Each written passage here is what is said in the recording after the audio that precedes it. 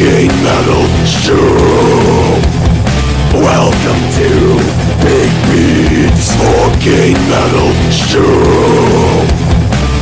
Yo, what up, bitches? And welcome back to Big Pete's Metal Show. And today we're going to be talking about the one and only Ghost, also known as Ghost BC, but not here in America for some reason, and their new album, Prequelle. I'm pretty sure that's how you pronounce it. Anyway, similar to Five Finger Death Punch album that we reviewed a few weeks ago, this album came just after a whole year's worth of news stories and just a basic fucking shitstorm. However, very different reasons other than Five Finger Death Punch, because we got to know the identities basically of every member of Ghost, whereas they used to be anonymous. We know that Tobias Forge is the one now who is behind the Papa Emeritus, and now Cardinal Copia, the new frontman, if you will. It's Tobias Forge, a different character. Anyway, with all the previous members of the band leaving or getting kicked out or whatever have you, you would think going into this album it was going to sound a lot different, but that's simply not the case, as this is very much a Ghost record. It sounds a lot like their debut album and Meliora, but like toned down a little bit. It's on par with the lyrics in Meliora, but it's not as edgy as the first album. Not even bringing up Infesticium, their second album, because that one was just abysmal in many ways. But anyway, yes, Prequelle, interesting, very interesting album. And this is another thing about Ghost, especially with this album, is the grand theatrical sound of a lot of the songs. And we'll get into more of that when we go through track by track. But we start off the album with Ashes, which is basically just like a minute and a half long intro track. It's pretty creepy as fuck. Good way to start off a Ghost album. And that goes right into, it builds right into Rats, which was the first single off of this album.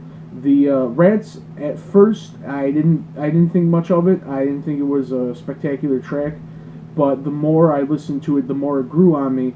The drums, the pounding drums, just are so groovy, and the guitar, the riffing, and the solos are amazing. The way it works in tandem with the keyboards, and the way Cardinal Copia sings. He sings a little bit in a higher register voice, as opposed to Meliora. This is a different character, of course, but yeah, the whole album is fantastic, and Rats is a great opening track. I like how there's a lot of rats, of the way he says it. It just adds a little bit of flavor to the song and the theme. It's a great track, and explosive choruses, extremely catchy, and that's pretty much a common trend throughout this album, because and how can I forget the ending riff of Rats? It's pretty fucking heavy, and it's pretty goddamn good, and it leads right in to track 3, which is Faith, which is an all-around generally heavier track. It is a little bit mid-tempo. It's slower paced than Rats, but it is heavier and it is groovier, and the chorus is extremely catchy. It slows down a little bit for the chorus. Cardinal Copia gets to sing a lot of the longer, more sustained notes, and it's just a great song. It's a fantastic song. It's probably, if I had to pick out, by the end of this review, if I had to pick out like a top 3 or 4 songs to check out off of this album, that would be one of them. And then we move into track 4, See the Light. And this track opens up with a big string opening, if I remember correctly. I've only been listening to this album all week. Only listened to it about 20 times.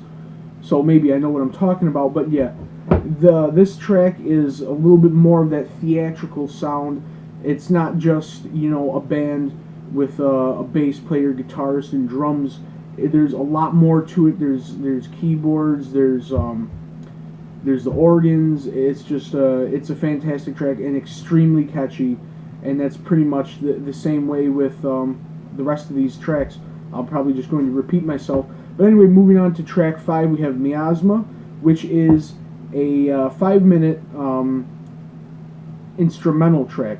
And that at first, that might turn some people off, but it's honestly one of the highlights of the album for me, because this instrumental track is amazing. It's perfectly done. It's beautifully written. It's perfectly executed. It reminds me a lot of Dream Theater at times, maybe because of the keyboard and the way it works in tandem with the guitars. But the guitar solos are pretty outstanding, and there's even a saxophone solo at the end of this song, and you might think, well, what the fuck? That must come out of nowhere, and it kind of does, but it kind of doesn't, because it works.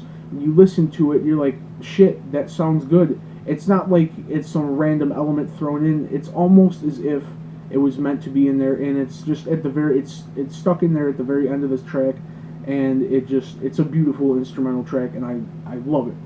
Then moving on to side 2, if you will, if you have vinyl, track 6 of the record, Danse Macabre. Now, I just fucking love everything about this song. At first, very first time I ever heard this, similar to Rats, I didn't think much of it. I was just like, oh, it's another one of those, like, you know, mainstream rocky, hard rocking sounding ghost songs that are gonna probably, the new album's gonna be full of. But the more I listen to this, it at first glance, at surface level, it comes off as like a corny type of love song, but that's not what it is, because there is he's saying, I want to be with you in the moonlight. It comes off, you might sound like be with you in the moonlight, but he's saying be with you, and there's references to it being like your last time, and it's just it's a dark, well masked dark song, if you will, and it's just catchy as fuck. It's phenomenal, and like I said, I love everything about this song.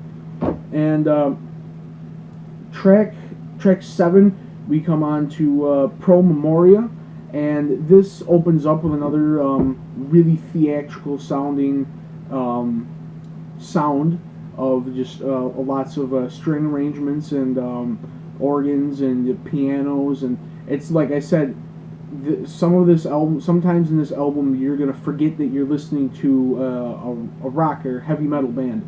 And it opens with some really eerie lyrics about Lucifer whispering softly into your mind, and then it goes into kind of a corny chorus.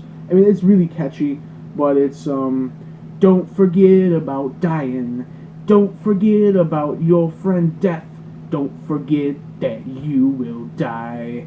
And the lyrics are a little corny, but it's done well. The sound and the production of everything, it's put together phenomenally.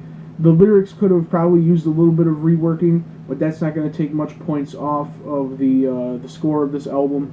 And yeah, it's a pretty good song. It's, like I said, very theatrical. It's like you're watching an old horror movie from, like, fucking who knows.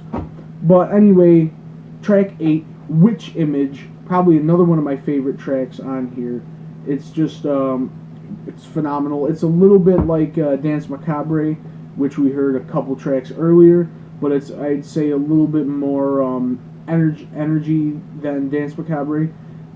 And yeah, it's just an all-around fantastic track, and I pretty much love everything about it. Once again, the guitars, keyboards, the way everything's put together, cornucopias, explosive choruses, phenomenal in the song. Now, we coming up on a track that, the second instrumental track, track 9, I don't know how to pronounce it. It's a very moody type of instrumental. It's kind of like the opposite of the previous instrumental, Miasma, which was track 5.